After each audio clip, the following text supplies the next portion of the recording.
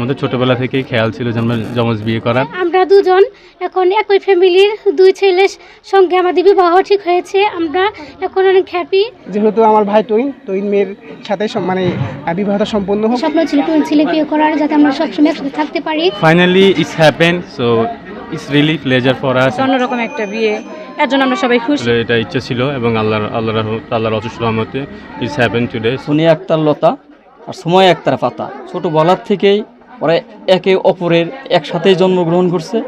এদের ইচ্ছা ছিল যে একই ফ্যামিলিতে যেন আমরা সংসার করতে পারি। আমরা মেন্টালি খুব strong. We are looking for twin who has the same mentality to get married the twin. ছোট থেকে বড় হয়েছে একসাথে। আমরা প্রতিশ্রুতি ছিলাম যে সবসময় সারা জীবন একে অপরের সাথে থাকবো, পাশাপাশি থাকবো। লতা পাতার সাথে আমাদের যে পরিচয়, তো পরিচয়ের ক্ষেত্রে আমরা কথা বলে এতটুকু বুঝতে পারছি এই প্রথম আমরা কোনো টুইন পেলাম যারা যথেষ্ট লাইক সেম আস।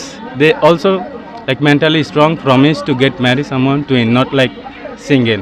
আমাদের শুরু থেকে ইচ্ছা ছিল টুইন মেয়ের জন্য একটা যমজ, যাতে তাদের বন্ডিংটা ঠিক থাকে। তো আলহামদুলিল্লাহ আমরা আসলে এই জার্নিতে অনেক টুইন মেয়ে চেয়েছিলাম, বাট খুঁজে পাইনি। খুঁজে পেয়েছি, বাট যখন পেয়েছি দেখা তারা আবার একসাথে থাকতে চাচ্ছে না।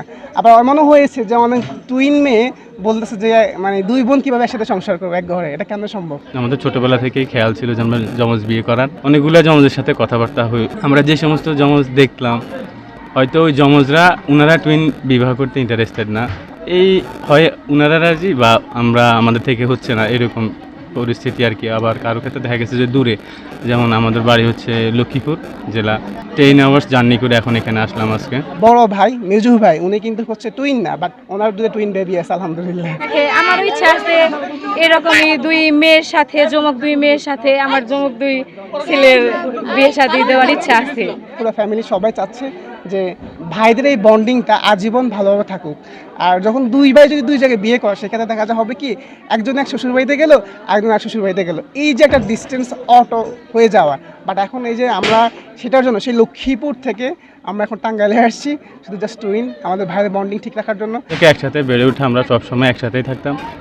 আমাদের এই বয়স পর্যন্ত যতটুকু এজ হচ্ছে সবসময় একসাথে। টিল নাও আমরা দেশের বাইরে থাকি, দুবাইতে। আমরা we are working together in the same company, same place. And একই সাথে আমরা এখন যখন ভ্যাকেশনে আসলাম, এটা আমরা একসাথে পেলাম। In generally normally it's not happen to like same family but working in outside the country in private sector together and you are get the vacation on the same time. So আমাদের ক্ষেত্রে এই জিনিসটা আমি যে কোম্পানিতে job করতেছি ওনারাও যথেষ্ট আন্তরিক। আর আমাদের জন্য সবাই দোয়া করবে যেন আমরা সারা জীবন এইভাবে সুখে শান্তিতে থাকতে পারি। সবার কাছে দোয়া প্রার্থী, এলাকাবাসীর কাছে এবং আমি আমার ফ্যামিলির কাছে, সর্বোপরি আল্লাহ তাআলার কাছে।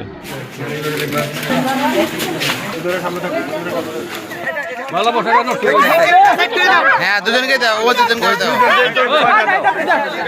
না না না, হ্যাঁ চলো।